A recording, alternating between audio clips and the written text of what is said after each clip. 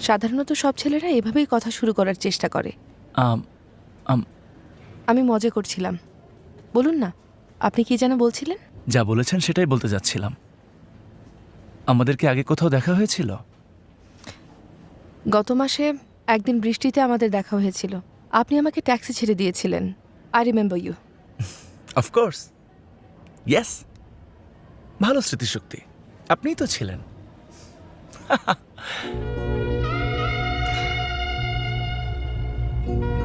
শুধু তা না, কিরকম একটা অনুভূতি।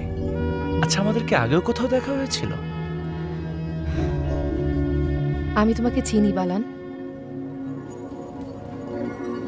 যদিও অনেক আগের কথা।